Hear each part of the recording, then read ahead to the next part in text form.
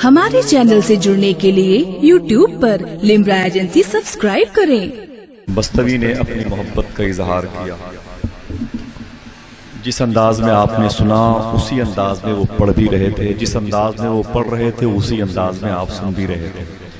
अब ये कभी कभी लोग बीच बीच में थोड़ी सी आवाज़ बुलंद कर देते हैं तो शायर को या नात पढ़ने वाले को थोड़ी सी तक़वियत मिल जाती है। उनकी अपनी एक अलग आवाज़, अलग पहचान, अलग शनाख्त, अलग अलामत है। ऐसा नहीं कि आप बोलना नहीं जानते, आप बोलते हैं लेकिन हर हफ्ते नहीं बोलते हैं। आपने उसके लिए कुछ मखसूस दिन रखे हैं, कुछ लम्हे रखे हैं, कुछ खास सातें आपने बना रखी हैं। उलमा है, मैं एक मिसरा पढ़ता हूं, जहां तक आवाज पहुंचे वहां तक की आवाज यहां भी आनी चाहिए। कारोबार उस वक्त चलता है जब आप अपने कारोबार में घाटा नहीं देखते हैं। समझ रहे हैं? ऐसा नहीं कि आप दाद नहीं देंगे तो ये नातखा हजरात, ये शोरा हजरात के बच्चे भूखे मर जाएंगे, ऐसा नहीं। ये तो नात पढ़ने के लिए पैदा ही हुई है। जब मदीने वाले आका के दुश्मन को भी अल्लाह रिस्क दे सकता है, बिल गेट्स जैसे लोगों को, तो नबी की नात पढ़ने वालों को कैसे भूखा रख देगा? समझे मेरी बात भाई? बुजुर्गों ने फरमाया कि जब कोई ना हो तब भी नात पढ़ा करो। बहुत बड़ा लहजा रखा हुआ मेरे पास, मैं जिनके कदम के नीचे बैठा हुआ था, मैं चाहता तो उनको माइक पर ले आता, वो एक एक शख्स को अपनी मुट्ठी में लेके पढ़ते हैं नात। मजाल है कोई बैठा हो और उनकी दस्तरस से बाहर हो, बैठा हो खामोश हो, लेकिन उसे संभाल के रखा है जो माल अच्छा है। बुजुर्गों ने फरमाया कि जब कोई नात ना सुने तो समुंदर के किनारे जाके बैठ जाया करो और फिर नात पढ़ा करो। कोई नहीं सुनेगा, समुंदर की मछलियां तो सुने। हाँ? किसी ने मना किया आपको सुभान अल्लाह कहने के लिए? सुभान अल्लाह कब कहा जाए ये तो आपको मालूम है।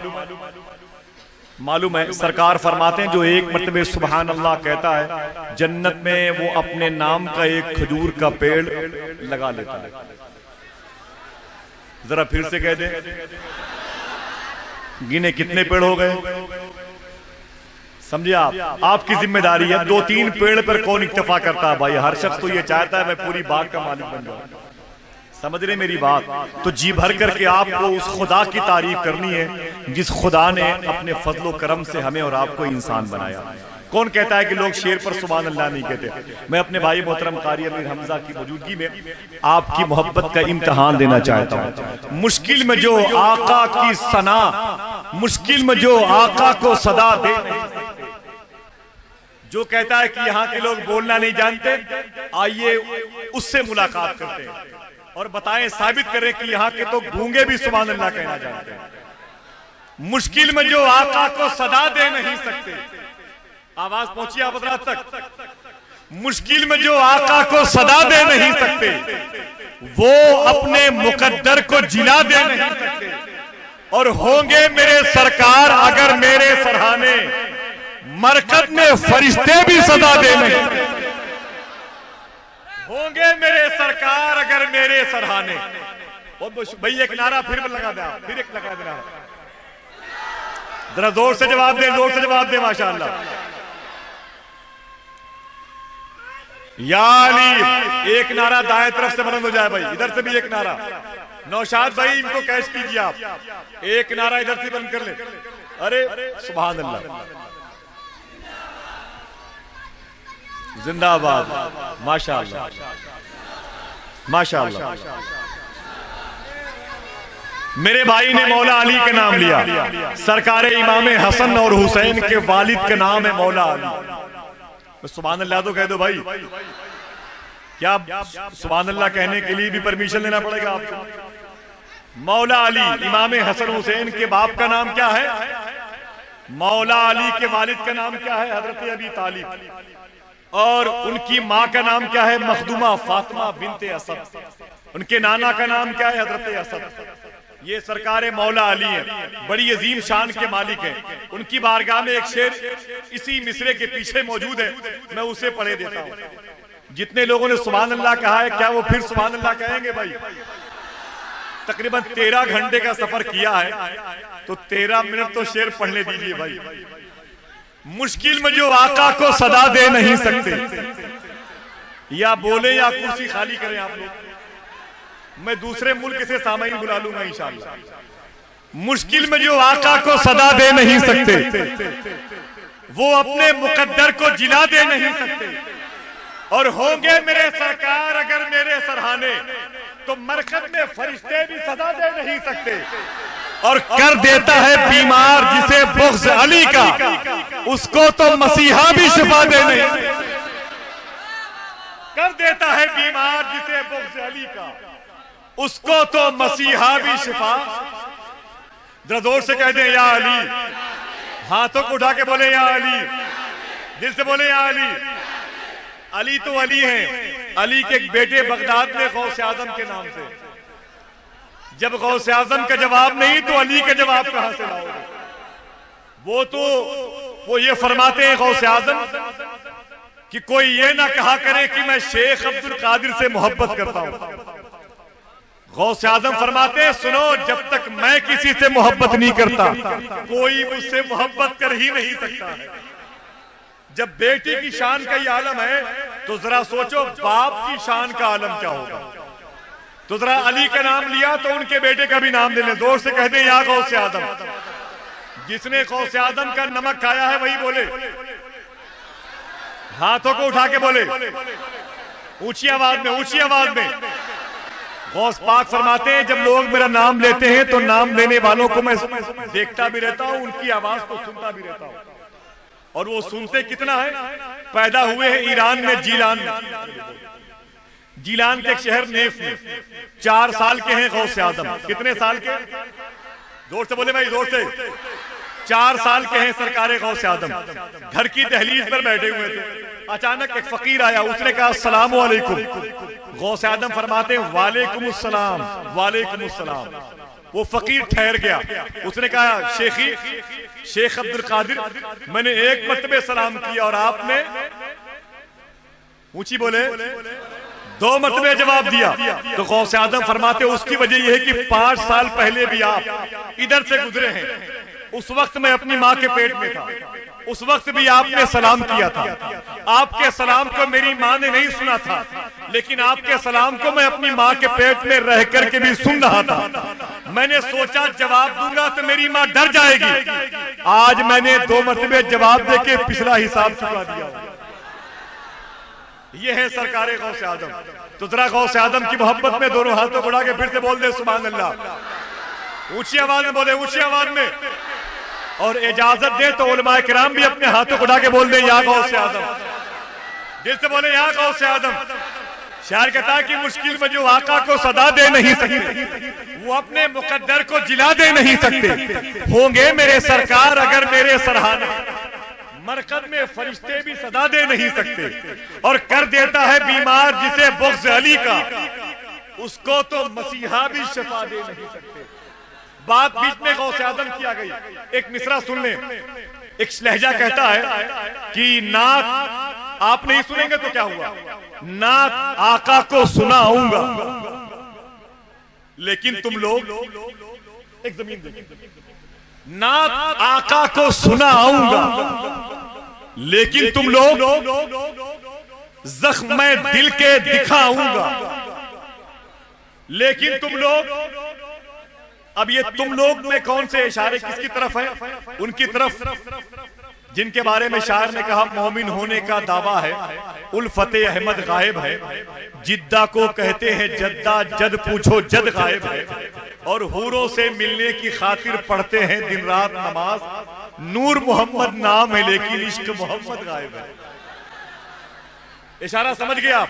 नात आका को सुनाऊंगा, लेकिन तुम लोग, दिल का मैं जख्म दिखाऊंगा, लेकिन तुम लोग, तुमसे मैं अपनी शफाअत की सनद क्यों मांगू, जाके तैबा से ही ले आऊंगा, लेकिन तुम लोग, आप ठहर जाए, तुमसे मैं अपनी शफाअत की सनद क्यों मांगू, जाके तैबा से ही ले आऊंगा। ये मैंने 5-6 मिसरे अभी 1 हफ्ता पहले पढ़े, मैंने कहीं पढ़े भी नहीं, अभी एक महफिल में मैंने पढ़े थे। अब मेरी जो अपनी जिंदगी है उसका अक्स देखें आप एक शेर में, तुमसे मैं अपनी शफाअत की सनद क्यों मांगू, जाके तैबा से ही ले आऊंगा, लेकिन तुम लोग, तू कहां जाएगा जब तेरा ठिकाना ही नहीं, मैं तो बगदाद चला जाऊंगा। लेकिन तुम लोग, वो कहां जाएगा जब उसका ठिकाना ही नहीं, मैं तो बगदाद चला जाऊंगा। लेकिन तुम लोग इसके सरकारे दो आलम के खनकते सिक्के, इसके सरकारे दो आलम के खनकते सिक्के मैं बरेली से ही ले आऊंगा। लेकिन तुम लोग, वो कहा जाएगा जब उसका ठिकाना ही, मैं तो बगदाद चला जाऊंगा। कौन कौन बगदाद जाना चाहता है? माशाअल्लाह, सबकी हाजिरी कबूल फरमाए। सरकार गौस आज़म के दरबार में हाजिरी का शरफ अता फरमाए। अल्लाह बाबू शेख, बाबुल मुराद, बाबुल इज्जत, बाबे जीना, बाबे नूर, बाबे इश्क, बाबुल मुराद की ज़ियारत की दावत अता फरमाए। आप बैठे, मुझे नात सुनना है अपने भाई मोहतरम ताहिर रज़ा रामपुरी की, और देर तक अच्छी और खूबसूरत आवाजों के साथ उनसे अच्छे कलाम सुनना है। लेकिन एक जलसा एक मकसद के तहत हो रहा है। टाइटल है सरकाराने हसनैन करीमैन कॉन्फ्रेंस। क्या इस जलसे का टाइटल है? सरकार इमाम हसन व सरकार इमाम हुसैन कॉन्फ्रेंस। आका करीम सल्लल्लाहु अलैहि वसल्लम की लाडली बेटी मखदूम कायनात के सबसे बड़े बेटे इमाम हसन, उनके छोटे भाई इमाम हुसैन के नाम से इस जश्न को आज इस कदर मुस्तनीर किया गया कि पूरे मुल्क नेपाल में ही नहीं, बल्कि इस मुल्क से जिन जिन मुल्कों की सरहदें मिली होगी, उन मुल्कों को भी हसनैन करीमैन का फैज मिल जाएगा। तो आइए ये जान लें, हमें हिंदुस्तान के वजीर आजम की हिस्ट्री मालूम है, हमें हिंदुस्तान के विदेश मंत्री की हिस्ट्री मालूम है, हमें रूस के और चेचेनिया के, युगोस्लाविया के, म्यांमार के तमाम तर मुल्कों के बड़े बड़े वज़राए ख़ाजा, वज़राए मुल्क के अस्मा मुझे याद है। लेकिन उससे क्या फायदा? आइए उनका नाम पढ़ें, उनका नाम सुने, जिनका नाम लेना भी जमीन पर होकर के आसमान पर रहने के मुताबिक है। ये वो नाम है जिनके नामों के सदके में अल्लाह ने जमीन का निजाम कायम किया। ये वो मुकद्दस नाम है जिनके नामों के सदके में अल्लाह इनके नाना की करोड़ों उम्मत को मैदान महशर में बख्श दिया। ये वो मुकद्दस नाम है जिनके नाम के सदके में आप यहाँ पर जैसे आए हैं वैसे इंशाअल्लाह जन्नत में भी जाएंगे। इंशाअल्लाह कह दीजिए, अहले बैत की मोहब्बत आपके दिल में है, अहले बैत का प्यार आपके दिल में है, अहले बैत का इश्क आपके दिल में है। तो आइए पूरे एशिया की सबसे बड़ी कॉलोनी गोमती नगर शहर लखनऊ के उस मरकजी इदारे के करीब पहुंचे जिसका नाम जामिया वारसिया है। वहां पर एक ऐसी शख्सियत भी है, मैंने जिसे बहुत करीब से देखा है, बहुत हसास तबीयत और बहुत वजीदार शख्सियत और बहुत ही बामल और बासर शख्सियत, इल्मी और अदबी एतबार से सजी हुई शख्सियत और एक सच्चे आलिम दीन की हैसियत से आप हज़रात की बज़्म मोहब्बत में आलिम दीन नाशिरे मसलके हक़्क़ो सदाक़तो वाला हज़रत अल्लामा शाह मुफ्ती शेर मोहम्मद साहब क़िबला क़ादरी बरकाती की मौजूदगी है। उनकी गुफ्तगू समाप्त करें, उसके बाद मेरे भाई ताहिर रज़ा रामपुरी और उनके बाद अल्लामा गुलाम रसूल बलियावी साहब क़िबला की तकरीर इंशाअल्लाह। तो तैयार हैं? नारा हम लगाएं कि आप लगाएंगे? माशाअल्लाह जोर से भाई, जोर से आवाजें बुलंद होनी चाहिए, इतनी बड़ी महफिल है माशाअल्लाह।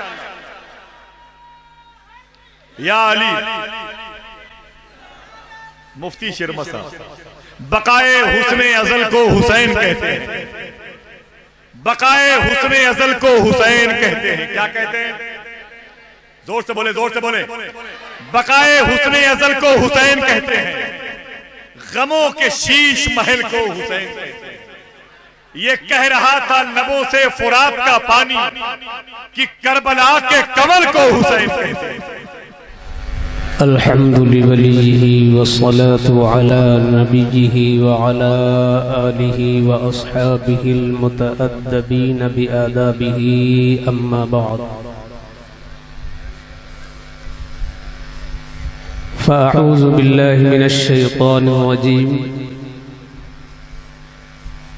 बिस्मिल्लाहिर रहमानिर रहीम। क़ाल तआला फ़िल क़ुरआनिल करीम इन्नका लअला खुलुक़िन अज़ीम। सदक़ल्लाहु मौलानल अज़ीम।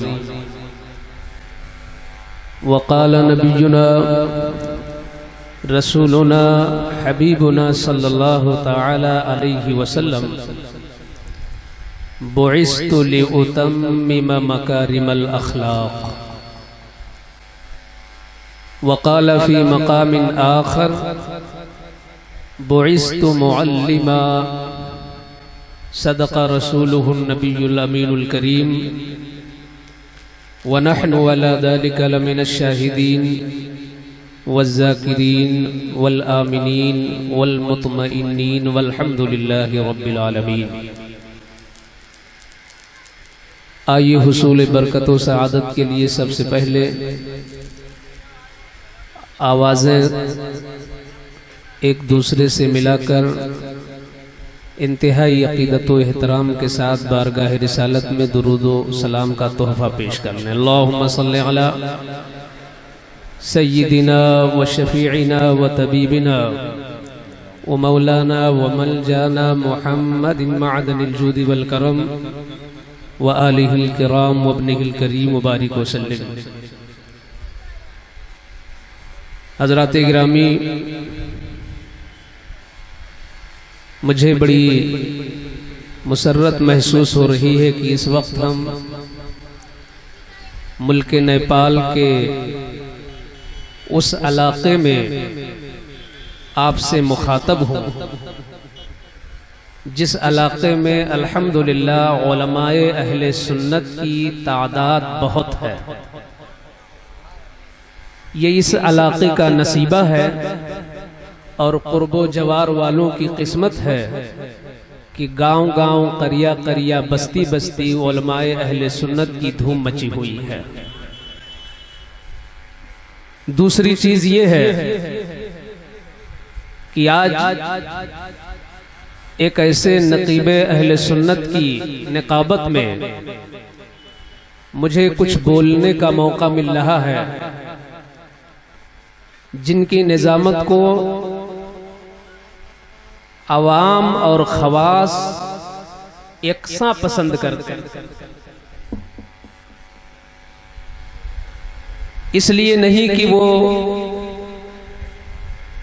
इलाहाबाद के रहने वाले, प्रतापगढ़ के रहने वाले हैं,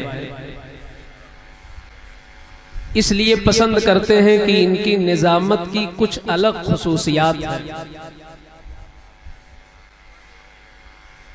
एक खुसूसियत जो मुझे समझ में आती है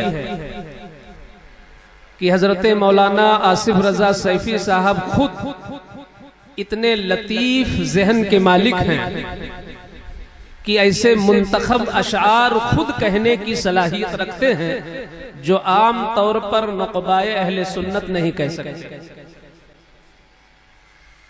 दूसरी खुसूसियत यह है कि निजामत का जो मफहूम है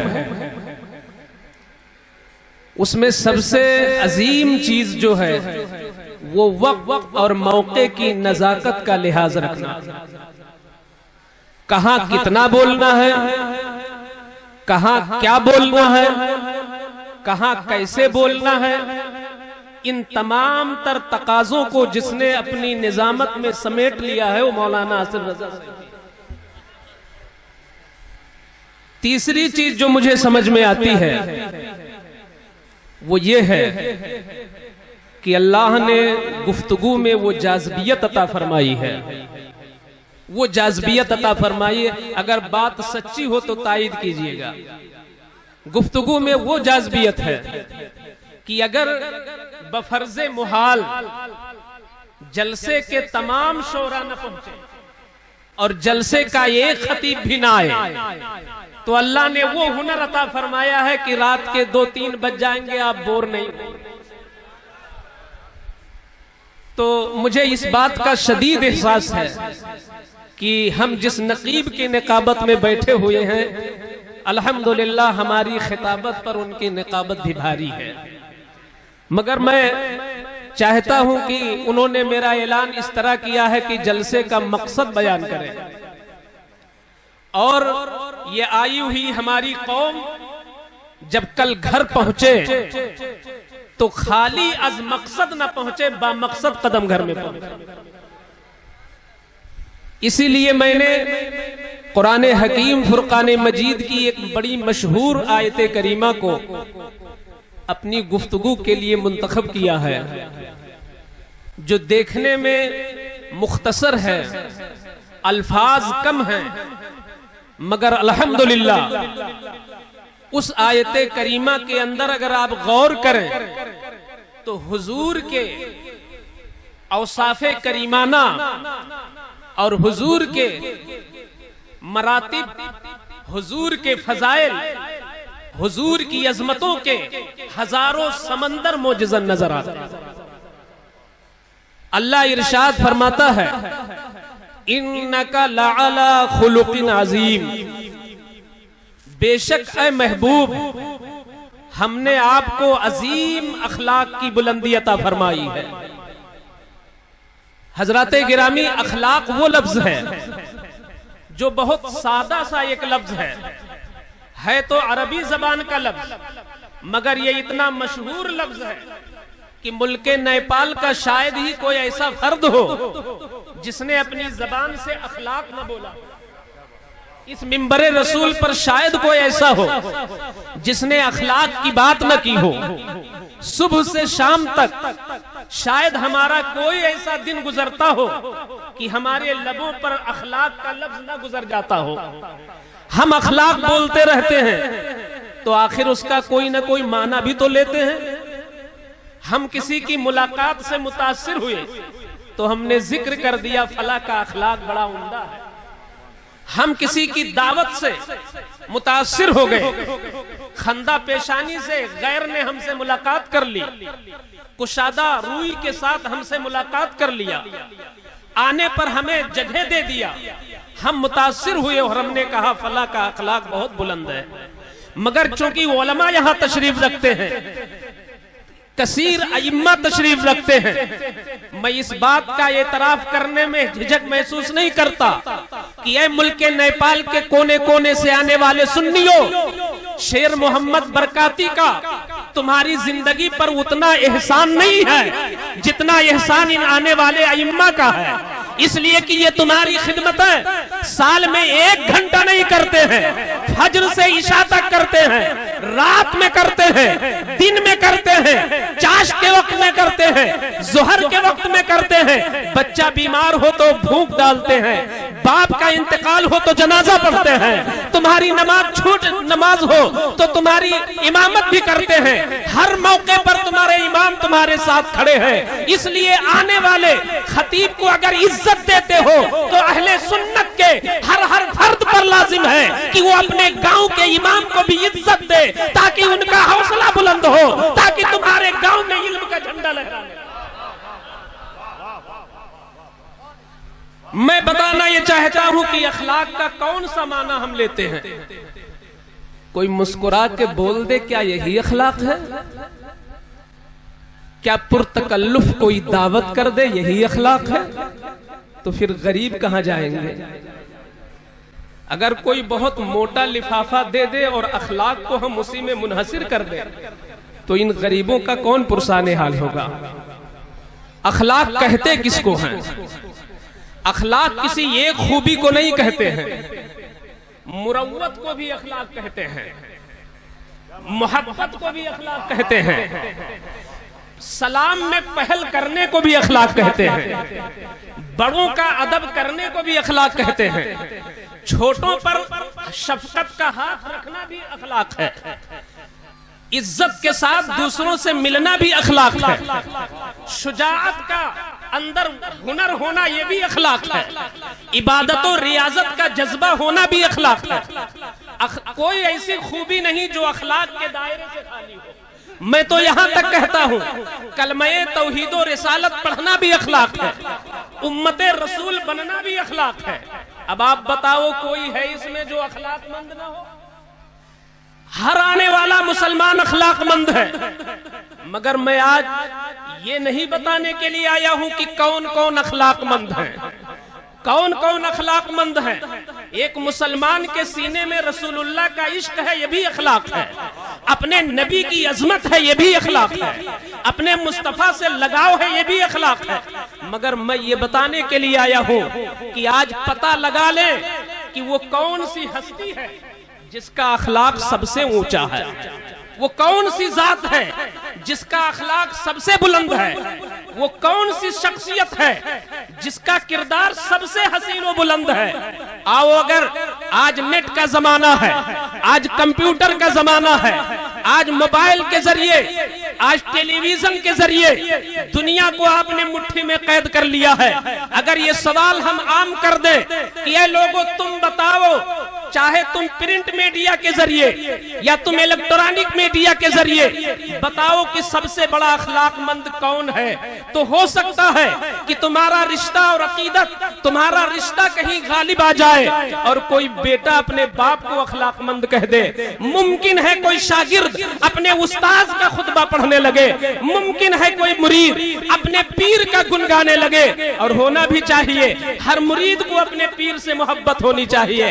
अगर मुरीद हो तो अपने पीर के मुराद बन जाओ, जैसे आला हजरत किसी मुरीद नहीं है बल्कि आले रसूल अहमदी की मुराद भी बने हुए हैं।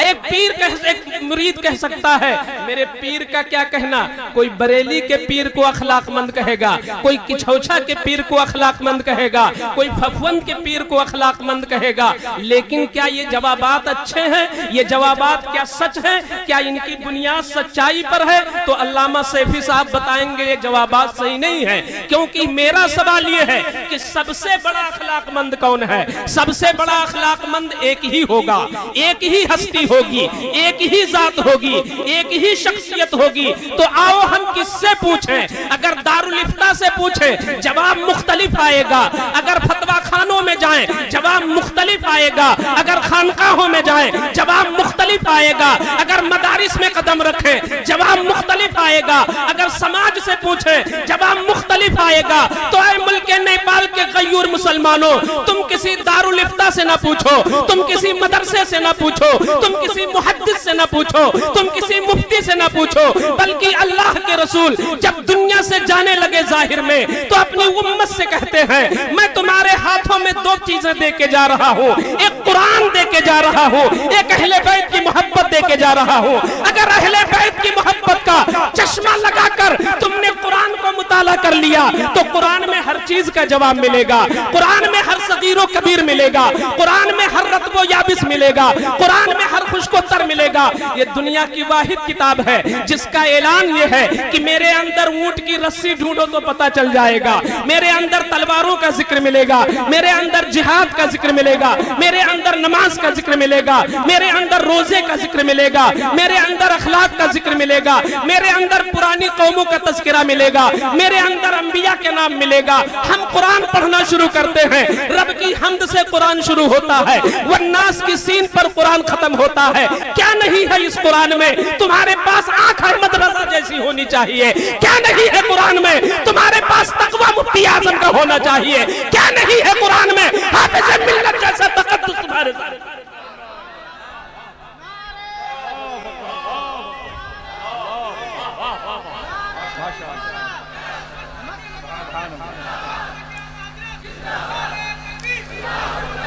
हम कुरान का मुताला करते हैं, कुरान तरतीब से बड़े हसीन अंदाज में चीजों को बयान करता चला जा रहा है। हजरत मरियम का जिक्र कुरान में मिल गया, हजरत लूत अलैहिस्सलाम का जिक्र कुरान में मिला, हजरत सुलेमान अलैहिस्सलाम की शौकत का जिक्र कुरान में मिला, शोहदा की हयात की सनद कुरान में मिली, औलिया के बेखौफ और बेगम होने का तज़किरा कुरान में मिला। कुरान में सब कुछ मिला, मगर मैंने कहा या अल्लाह की किताब, तूने बादशाहों का भी जिक्र कर दिया, तूने नबियों का भी जिक्र कर दिया, तूने नबी के सहाबा का भी जिक्र कर दिया, मगर अल्लाह की कुरान जरा तू बता, तेरा बयान सच होगा। वमन अस्दक़ु मिनल्लाहि क़ीला, अल्लाह से ज्यादा सच्चा कौन हो सकता है? ऐ अल्लाह की किताब तू बता कि सबसे ऊंचा अखलाक किसका है? तो कुरान कहता है जरा मेरे दामन के करीब आओ। हम सूरह बकरा शुरू करते हैं, खत्म हो गई जिक्र न मिला, सूरह आले इमरान शुरू किया, खत्म हो गई अखलाक का जिक्र न मिला, मगर जैसे ही हमने 29वें पारे में नून वल कलम पढ़ना शुरू कर दिया तो कुरान ने बड़ी कुशल शादी के साथ कहा कि हमारे अंदर जिक्र सबका मिलेगा। हमने किसी को बादशाह कहा है, हमने किसी को सहाबी कहा है, हमने किसी को नबी कहा है, हमने किसी को शहीद कहा है, लेकिन अगर सबसे ऊंचा अखलाक किसी को कुरान ने दिया है तो वो मोहम्मद अरबी आमिना के लाल है, जिनका अखलाक सबसे बुलंद नजर आता है।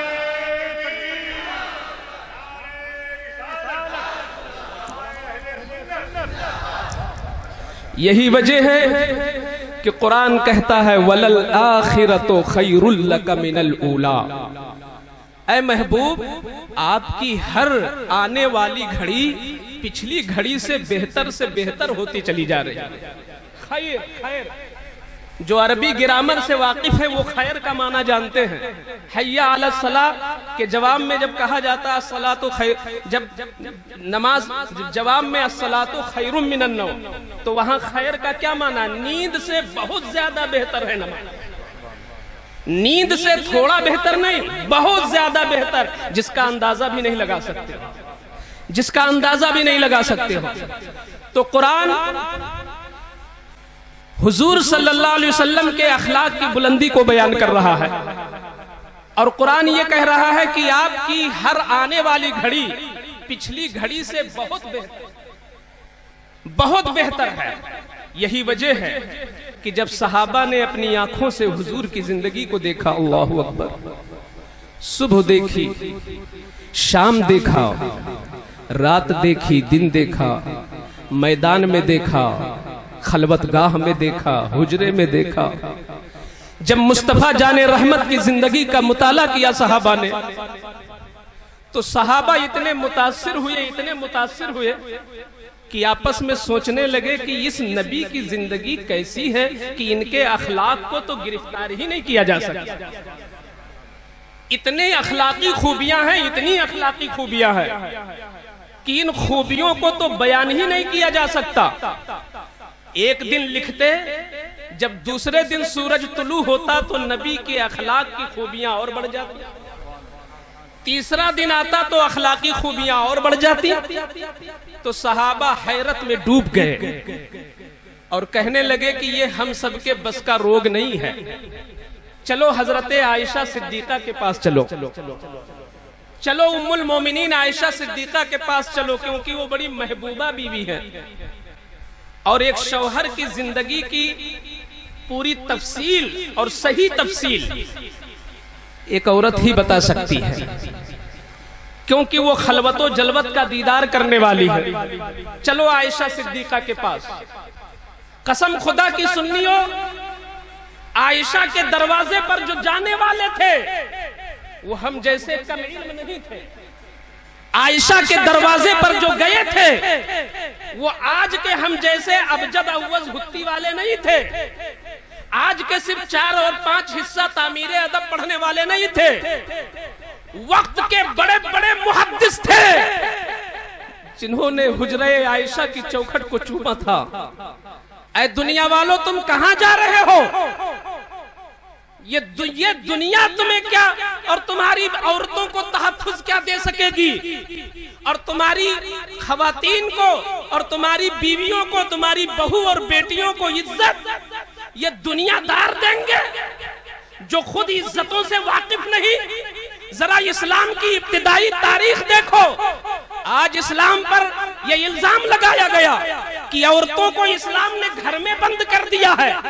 तारीख ये बताती है कि शुरू में मुस्तफा की हयाते तय्यबा में वक्त के बड़े बड़े मुफस्सिर हैं, बड़े बड़े मुहद्दिस हैं, बड़े बड़े साहिबे कुरान, तर्जमे कुरान जानने वाले हैं। वो चौखटे आयशा पर आयशा के शागिर्द बने हुए हैं। तो जिसने औरतों को तालीम देने का और मुअल्लिमा होने की सनद दिया है वो मजहब इस्लाम।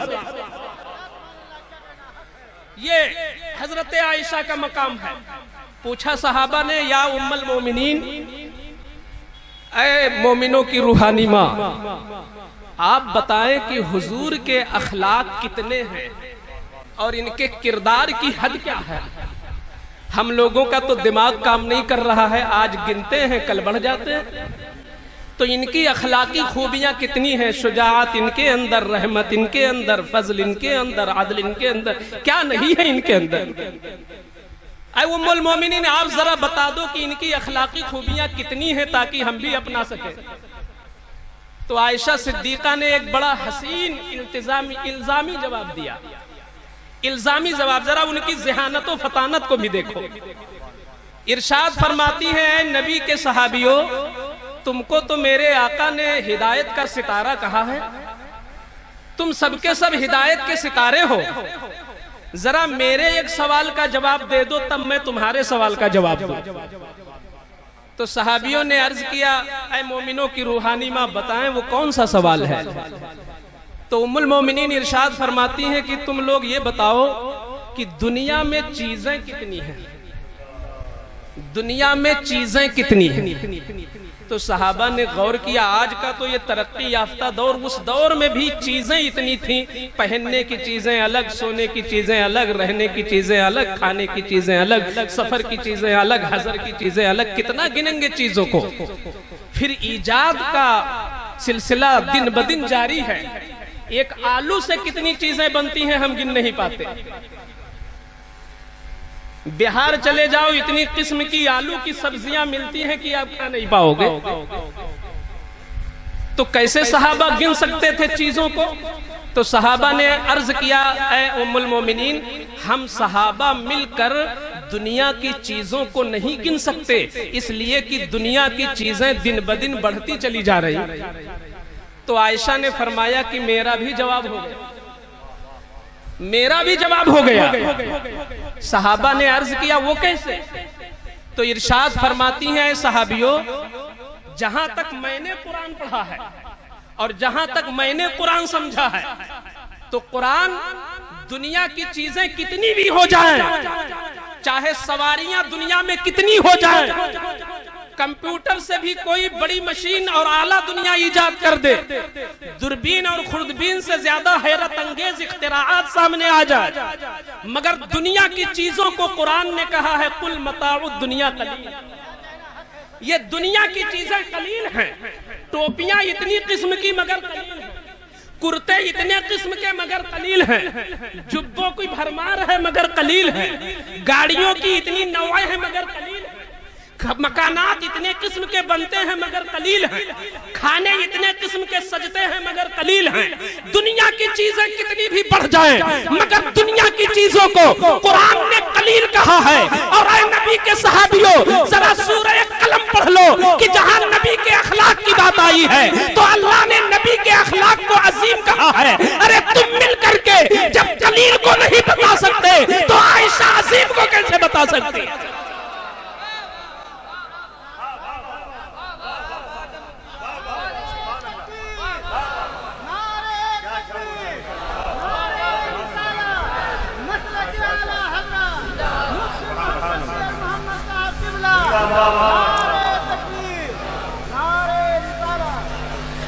अभी रास्ते में एक बड़ा कीमती जुमला बोला था अल्लामा सैफी साहब ने कि इस वक्त मुसलमानों को ये चाहिए कि हुजूर की मक्की जिंदगी पर गहरी नजर डालें। हुजूर की मक्की जिंदगी भी हिदायत है हमारे लिए और हुजूर की मदनी जिंदगी भी हिदायत है हमारे लिए। आपकी 63 साला जिंदगी में एक नुक्ता रखने को नहीं मिलेगा। अरे इतने किस्म के दुश्मन, इतने जानी दुश्मन, मगर एक जगह आप कहीं दिखा दो कि किसी ने नबी को बदअखलाक कहा। मजनू कहने वालों ने मजनू कह दिया, पागल कहने वालों ने पागल कह दिया, दीवाना कहने वालों ने दीवाना कह दिया, मगर वाह रे हसीन किरदार की किसी ने बदअखलाक कहने की जुरात भी न की। और अगर ऐलाने नबूवत से पहले पुकारा भी तो या मोहम्मदो अमीन कह के पुकारा। आज जरूरत इस बात की है कि हम हसन हुसैन कॉन्फ्रेंस मनाए, तो जब वक्त आएगा तो हुसैनी जिंदगी भी मुसलमान जानते हैं। और आज वक्त है कि हम हसनी जिंदगी गुजार लें, हम हसनी जिंदगी से पैगाम लें। आज इक्तदार में हम लड़ बैठते हैं, क्या जरूरत है कि मदरसों के असातिज़ा में इस तरीके से टूट और फूट हो? क्या जरूरत है कि एक महल्ले या एक तंजीम के लोगों में इस कदर से खिंचाव हो? क्या तुम्हें इत्तेहाद करना नहीं आता? क्या तुम्हें माफ करना दूसरे को नहीं आता? अल्लाहु अकबर। मैं कहता हूं कि अगर हुजूर पाक सल्लल्लाहु अलैहि वसल्लम के अखलाक का करोड़वां हिस्सा भी अल्लाह हमें नसीब कर दे तो हमारी जिंदगी अमन व अमान की गहवारा बन जाएगी। आप जरा देखो, मैं बात पेश करता हूं, वाकया सुनाना मकसूद नहीं, बल्कि ये हमें दिखाना है कि उस दौर में भी इस्लाम किरदार से फैला था और आज भी इस्लाम की अज़मतें तुम्हारे किरदार से दूसरों के सीनों में जगह ले सकती है। हमारे एहतजाज से, हमारी तकरीर से, हमारी तहरीर से, हमारे बाइकाट करने से, हमारी घनघरज बोली से इस्लाम का तकद्दुस किसी के सीने में जगह नहीं ले सकता है जब तक हमारा किरदार हसीन नहीं होगा। ये मेरे आका है जिन्होंने एक यहूदी से मामला किया था, यहूदी से, जबकि यहूदी इस्लाम का कट्टर दुश्मन, मगर हुजूर का किरदार जरा देखो।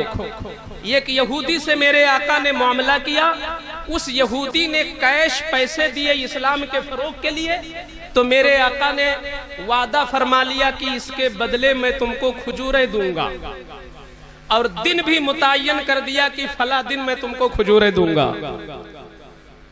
जब वो दिन आया, उससे पहले ही उस यहूदी ने देखा कि एक दिन मेरे आका सहाबा के बीच में जलवागर है, परवानों की तरह सहाबे कराम बैठे हुए हैं, आका शमा के मानिंद जलवागर है। उसने बड़ा अच्छा मौका गनीमत समझा और हुजूर की महफिल में कूद कर सहाबा को फलांग करके आया, हुजूर के पाक रहमते आलम के करीब आया और चादरे मुज़म्मिल को खींचा। अल्लाह अकबर। जरा इबरत लो, तुम अपने बाप को नहीं माफ करते हो, कहते हो कि बुढ़ा रात भर न जाने क्या क्या बकता है, कमाता मैं हूं। आपका जहन अगर ऐसा होगा तो आप इस्लाम की तस्वीर क्या पेश कर सकोगे? आप जरा देखो हुजूर के अखलाक को कि जिनके इशारे पे कायनात गर्दिश कर रही है, उनका अखलाक कितना आला है, कितना अखलाक आला है कि मेरे आका के गर्दने मुबारक जिसका जिक्र कुरान, जिनकी चादर का जिक्र कुरान में हो रहा हो, चादर ओढ़ के बैठ जाए तो रब्बे अकबर को इतनी ये अदा इस कदर पसंद आ जाए कि अल्लाह फरमाए या अय्युहल मुज़म्मिल। वो मुकद्दस चादर जब यहूदी ने खींचा तो क्या नबी कमजोर थे उसके मुकाबिल में? पहली बात, मैं सहाबा को हटाकर मैं नबी की बात करता हूँ।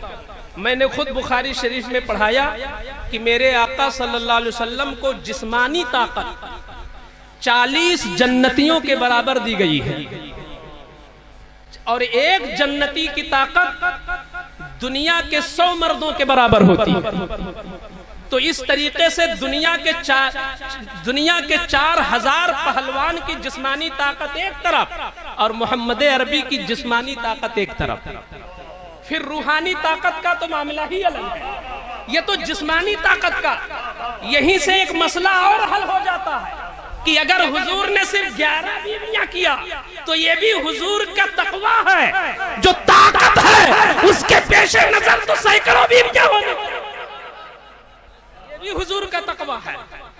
11 बीवियां तबलीग के लिए किया, 11 बीवियां इस्लाम को औरतों में बांटने के लिए किया, ताकि खवातीन जान ले पाकी किसको कहते हैं, नापाकी किसको कहते हैं, शौहर की इज्जत किसको कहते हैं, बाप का मर्तबा किसको कहते हैं।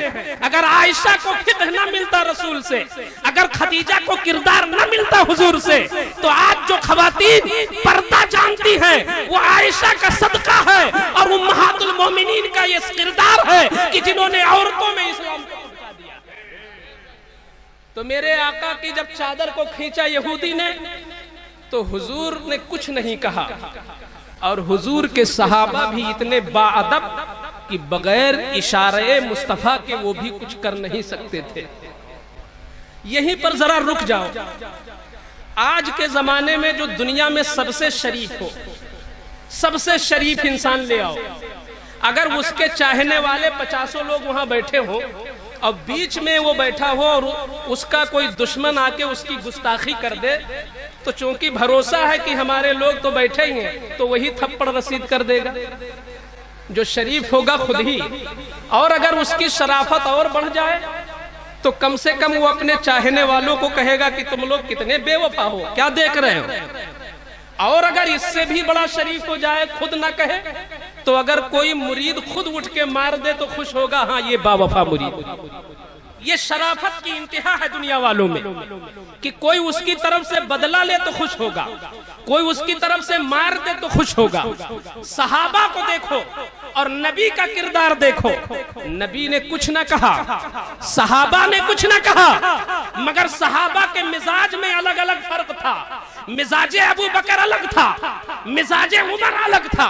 उमर का मिजाज हमेशा गर्म रहा है, दीन के हवाले से, कुरान के हवाले से, इस्लाम के हवाले से, मुस्तफा के नामूस के हवाले से, रसूलुल्लाह की अजमत के हवाले से उमर हमेशा अलग थलग नजर आए हैं। जब सारे सहाबा खामोश रहे तो उमर ने आंख उठाया।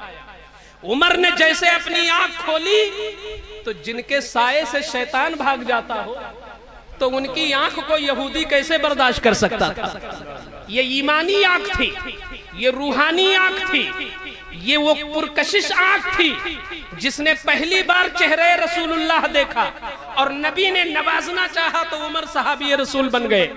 तो उमर की जैसे निगाह पड़ी तो यहूदी लरजने लगा, क्योंकि ईमान कहां पड़ा है जहां ईमान नहीं है। ईमान जब गैरे ईमान पर पड़ा तो लर्जा तारी हो गया, लर्जा तारी हो गया। अब बताओ नबी को खुश होना चाहिए कि नहीं उमर पर, कि अबू बकर तुम तो बैठे रह गए, अबू हुरैरा तुम तो देखते रह गए, उस्मान गनी तुम तो ऐसे ही सोचते रह गए।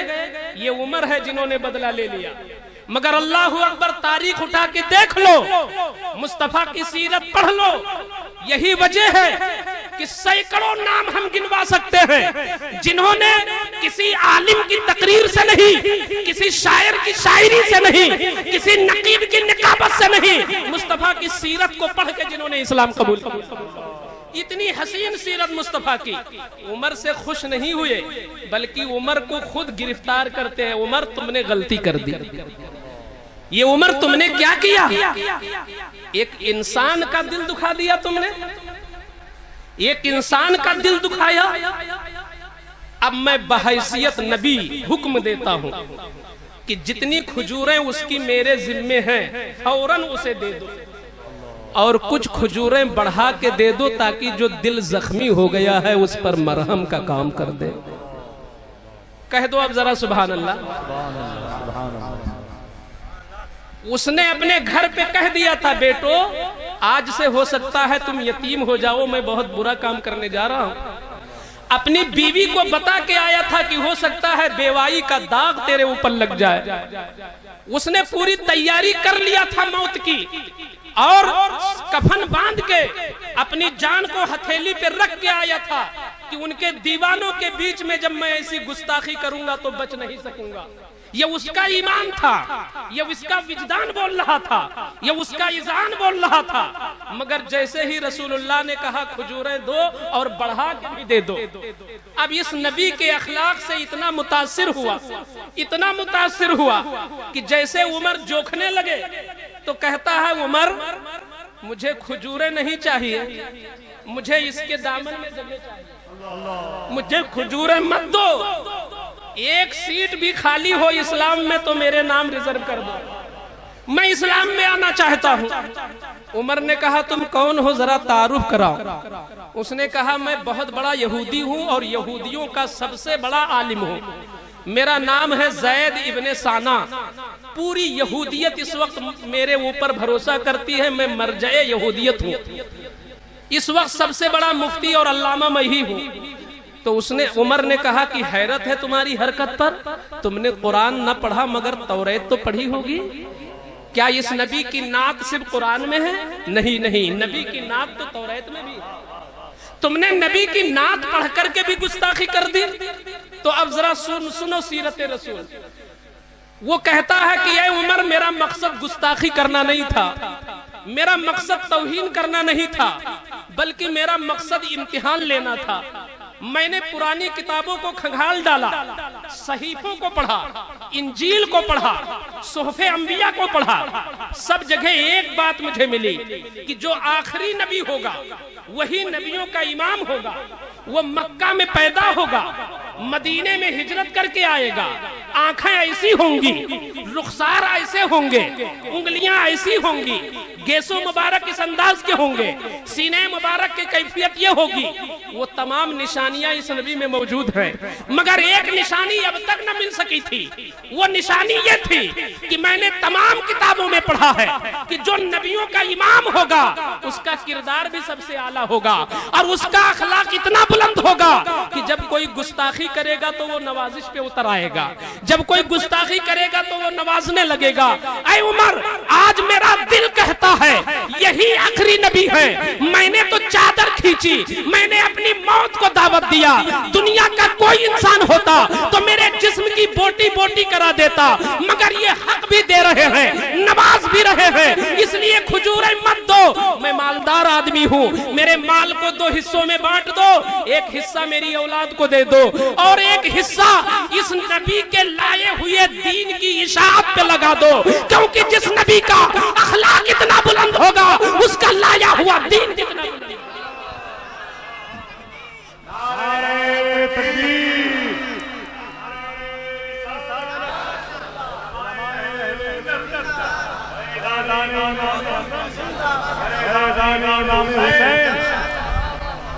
जब इस वाकया को मेरे आला हजरत पढ़ते हैं, इश्क के इमाम, हम सुन्नियों के दिलों की धड़कन, हमारे ईमान के मुहाफिज, हमारे इश्क के सिपाही, हमारे इज्जतों के बचाने वाले आला हजरत कंजुल करामत सरापा इस्तिकामत इमाम अहमद रजा फाजले बरेलवी जब आला हजरत की सीरत को पढ़ते हैं तो बरेली से पुकार उठते हैं, तेरे खुल्क को हक ने अजीम कहा, तेरी खल्क को हक ने जमील किया, कोई तुझसा हुआ है न होगा चाहा, तेरे खालिक हुस्नो अदा की कसम। अस्तगफिरुल्लाह रब्बी मिन कुल्लि ज़म्बि व अतूबु इलैह व मा अलैना इल्लल बलाग। अस्सलामु अलैकुम।